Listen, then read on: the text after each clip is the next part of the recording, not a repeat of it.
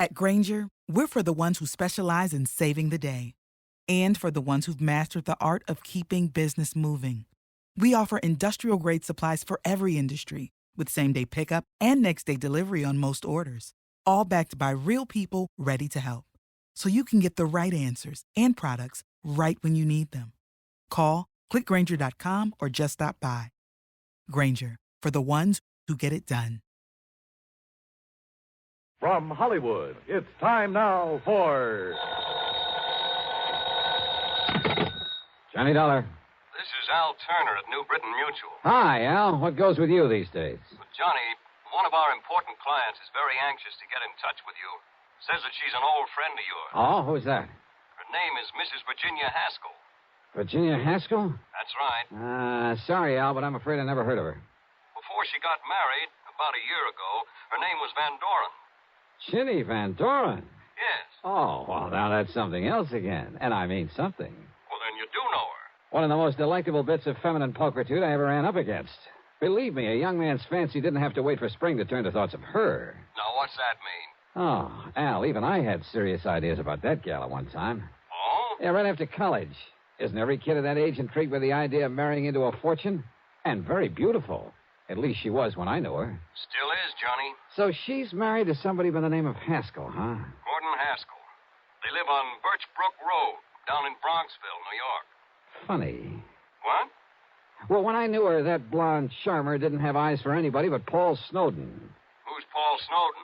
Childhood sweetheart, that sort of thing. Poor boy, making good on his own, you know the bit. Ah, yes. Too proud to marry her because of her money. But she swore that she'd never marry anybody else, that he was her one true love. But I guess she changed her mind. What did she want to see me about, Al? She didn't say. She did make it clear, however, that it has to do with some of the family insurance. Well, that's as good an excuse as any. Well, then you want to run on down there? For a longing look at the gorgeous Ginny Van Doren? But it'll cost you money, Al. Listen, Johnny, with the premiums we get for all the insurance she carries, life, house, property, and so on, the sky's the limit. Brother, have you stuck your neck out? Well, now, that doesn't mean you have Albert, to... I'll be in touch.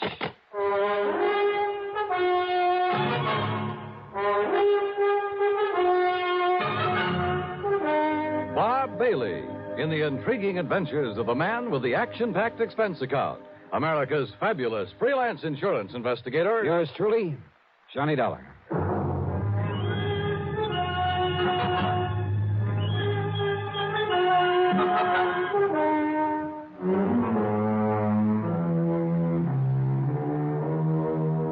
Expense account submitted by Special Investigator Johnny Dollar to the New Britain Mutual Insurance Company Home Office, Hartford, Connecticut. Following is an account of expenses incurred during my investigation of the Wayward Heiress matter.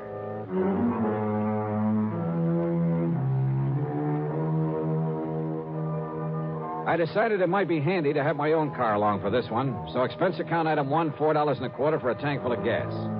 I picked up the freeway and headed south and west to fashionable Westchester County, New York. To me, Bronxville has always been one of New York's most charming suburbs. Only about 20 miles north of the big city, it's full of beautiful homes with lots of trees and expensive landscape properties. There's a lot of wealth in Bronxville. The Haskell home on Birch Brook Road was a huge English-type affair, built of stone and stucco, the kind of place that'll last 100 years. 18 or 20 rooms, I'd guess, and surrounded by well-kept lawns and flower gardens, oak and sycamore trees, and neatly trimmed hedges. Yep, a big hunk of the Van Doren oil money must have gone into it, unless young Haskell was mighty rich. Virginia, looking every bit as beautiful as I'd remembered her from college back in the Midwest, greeted me like a long-lost, well, brother, darn it. And, Johnny, I'm so glad you could come.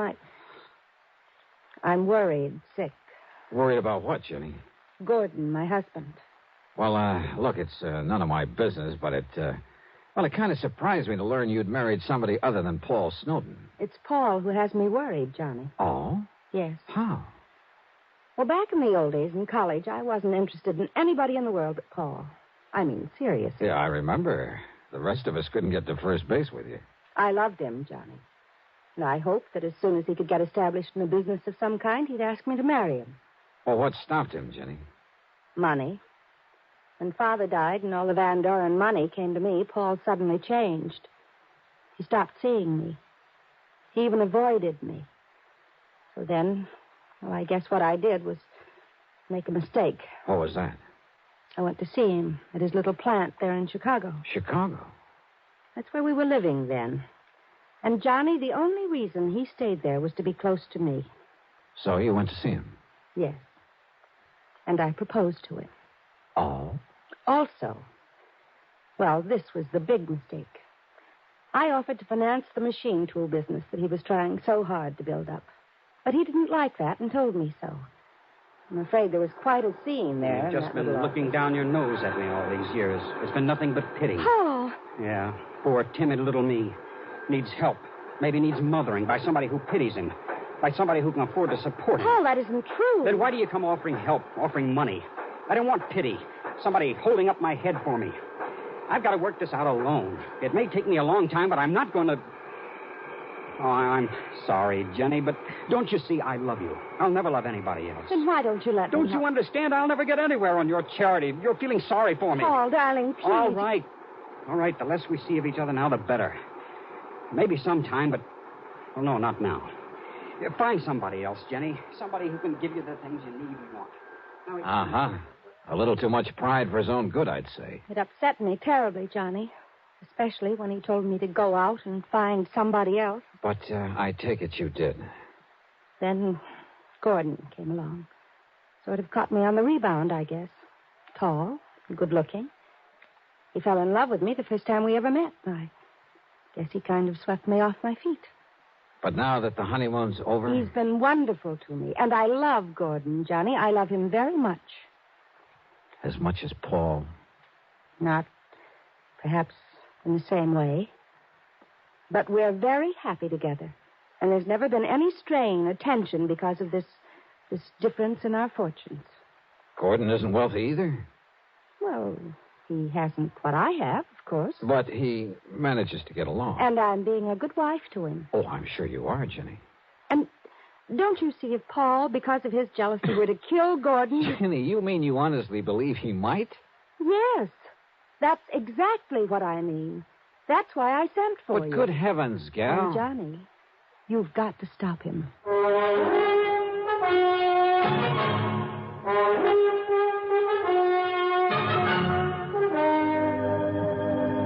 right, now, Jenny, listen to me. It's true, Johnny. I'm sure of it. Paul Snowden has come here to kill my husband.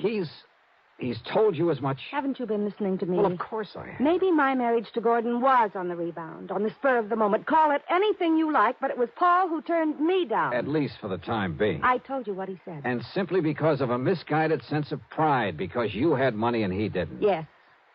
Well, how did Paul take it when he learned that you were going to marry Gordon, I mean? He was terribly angry.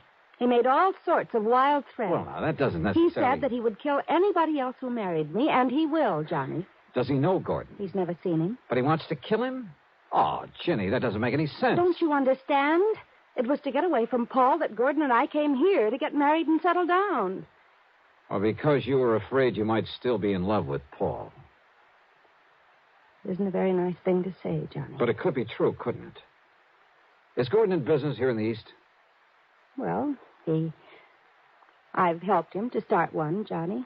A little importing business. What did he do before? Jenny? Well, his family had quite a bit of money once. But they lost it all in some bad speculations. And, well, if you must know, Gordon just sort of played around for a while. Did Paul know all this? I don't know. Because if he did, maybe you shouldn't blame the poor, hard-working guy for not liking him. But Gordon is good, and he's good to me. He's good to you. Seems to me you're the one You who mustn't say that, Johnny. He is good to me. And he's all I have now. Only Paul hadn't found out where we've come to live. Oh, look, Jenny, I'm an insurance investigator, not a love counselor, and... Oh, what's the matter? Don't you believe me? All I've told you? Or are you just trying to be very cold-blooded about this? Jenny. All right, then. This happens to be a cold-blooded insurance matter. For the simple reason that Gordon's life is insured. And if you have no heart, if all you can think about is business, all right. It's your job to keep Paul from killing Gordon. Now, listen, Jenny, you've been married nearly a year. Nothing's happened, nothing at all. Yet now, all of a sudden... Because Paul has come here. He telephoned me. And there can be only one reason why he's here. I doubt that. But where is he? In New York, at a hotel. What hotel? He didn't say. Well, is he coming out here to the house? He said he wouldn't come until he could be sure that Gordon was here. And then? Then to prepare for the worst. Those were his very words, Johnny. Prepare for the worst. Wasn't Gordon here when he phoned? Yes, but I didn't tell him that. Where's Gordon now? Over in Larchmont at the Beverly Arms. In hiding, in other words. I want him to stay there until something can be done about Paul, that's all. Well, if Paul's so all-fired determined... He is, Johnny. He always was. That could be a pretty admirable quality, Jenny. Of course it is. But when he's determined to do such a horrible... Johnny, I don't understand you, the way you're taking all this. Are you going to help me or aren't you? Yes. Okay, Jenny, I'll see what I can do. If by any chance what you suspect is true, if Paul really has come here to get him... Of course he has. Paul doesn't give up, no matter what he set out to do. Which is to say that sooner or later, if you'd kept your head, if you hadn't gone off the deep end, if you had waited and married him, Jenny... I know, I should have. I should have waited for him, no matter how long it took. And... Yeah? And what? No, Johnny, I didn't mean that. I'm married to Gordon now, and I must protect him. Okay, then. The first thing to do is get him over here. What? Sure. If Paul's staying undercover, it's the only way to bring him out in the open. But if anything happens to Like Gordon... you say, it's my job to see that it doesn't. I'll see you later. Yeah, like I've said many times before, in this business of mine, you run into some real wildies, and this was one of them. Made me feel like an advice to the Love Shorn column. And it was pretty obvious that Ginny was still in love with Paul. That she was sorry she had married and was supporting this Gordon Haskell, who, incidentally, must have been a smart cookie to have caught her on the rebound, latched onto her and her fortune. But she'd made her bed, and by golly, out of nothing but stubborn pride, she was going to lie in it. It was well after dark by the time I left her, and as I walked out to my car, I decided that what I'd better do first was to locate Paul Snowden, somewhere in some hotel in New York City. Find out what this whole crazy affair was really all about. But then as I reached for the door handle on my car... Just a minute. Huh? Yeah? I've been waiting for you. Oh? Who are you? As if I couldn't guess. Mister, I found out all about you, why you came here. Me? Oh, well, If you don't believe me, take a look at these photostats from the police files in half a dozen western states. Well, now, just take it easy. Let me put on the dash light so I can take a look at them. You'll have plenty of time to look at them when I'm through with you. Just a Mister, minute. I ought to kill you.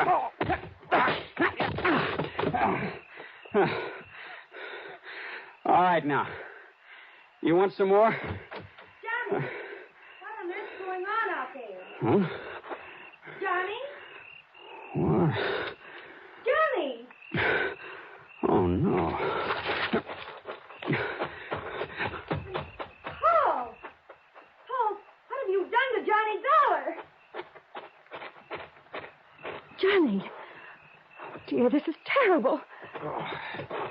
Well, it ain't exactly good. That was Paul. I saw him. Yeah, so I figured. He must have found out that I sent for you. Why, if I hadn't come out of the house to see what the noise was all about, he might...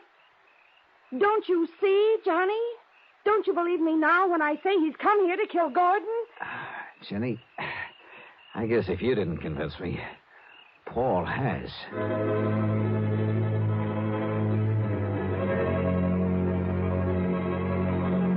I went back into the house with Jenny's help, and a good stiff drink plus her tender menstruations brought me back to normal.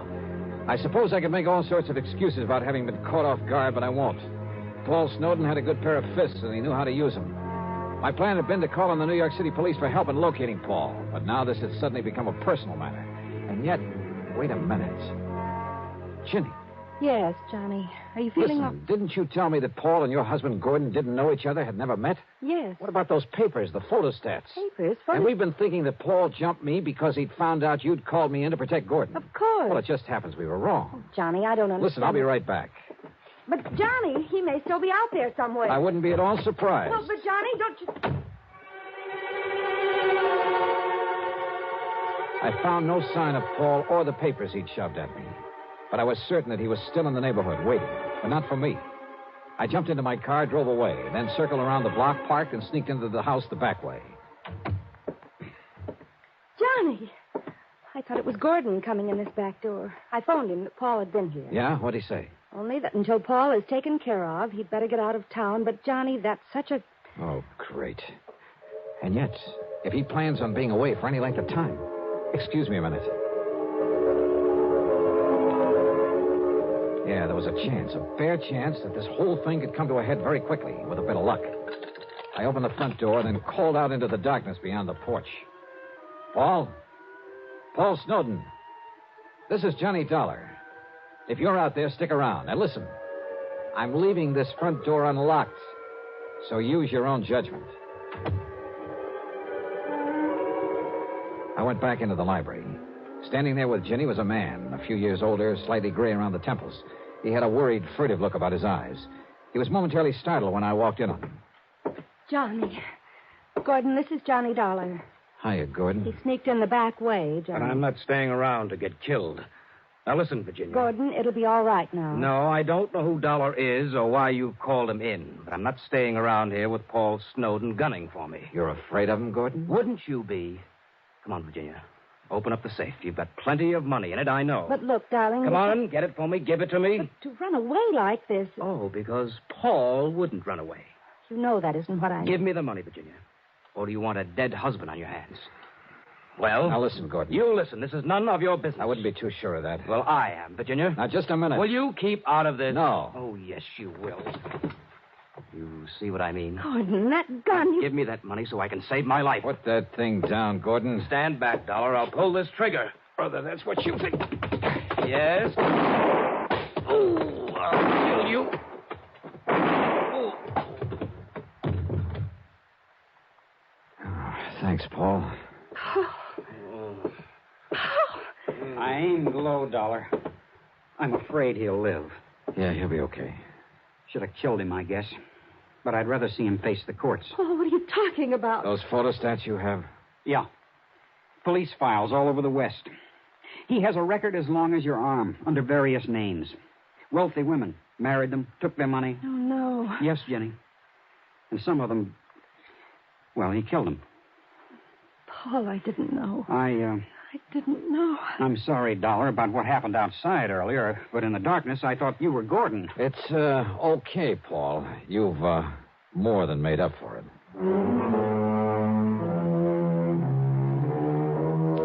Well, maybe Paul and Ginny will finally get together for keeps. I don't even know whether I care. I'm just glad I wasn't involved.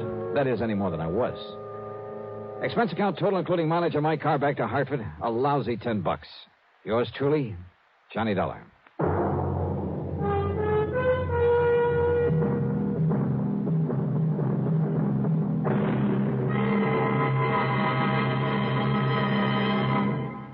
Now, here's our star to tell you about next week's story. Next week, a sweet little old lady involved in one of the dirtiest rackets I know. Join us, won't you? Yours truly, Johnny Dollar.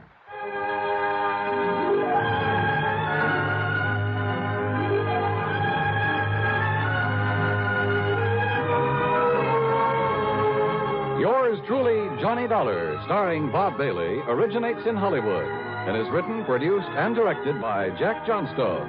Heard in our cast were Virginia Gregg, Les Tremaine, Sam Edwards, and James McCallion.